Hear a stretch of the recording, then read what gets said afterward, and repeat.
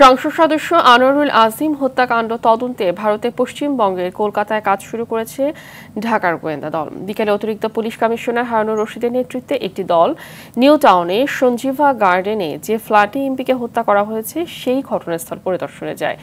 কলকাতায় অবস্থানকালে গ্রেফতার আসামিদের জিজ্ঞাসাবাদ ও আজিমের খণ্ডিত দেহ যেসব জায়গায় ফেলা হয়েছে সেসব স্থানেও পরিদর্শনের কথা রয়েছে তদন্ত দলের। ফারুক হোসেনের রিপোর্ট।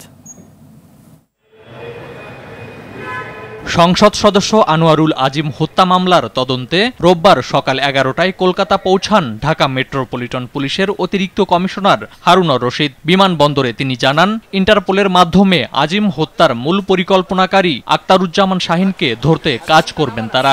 আমরা যথাযথ কর্তৃপক্ষের মাধ্যমে তাদের সাথে আমাদের কথা হচ্ছে।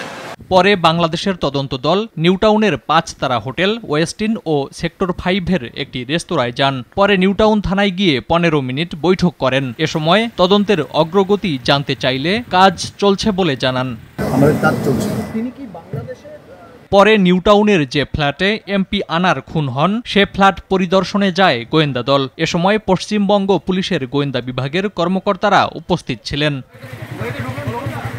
কলকাতা অবস্থানকালে বাংলাদেশি তদন্ত দলের দক্ষিণ 24 পরগনার ভাঙড়ের কৃষ্ণমাটি এলাকার বাগজোলাখাল পরিদর্শনের কথা রয়েছে।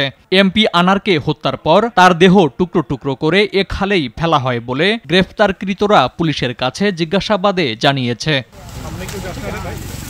ফারুক হোসেন, RTV।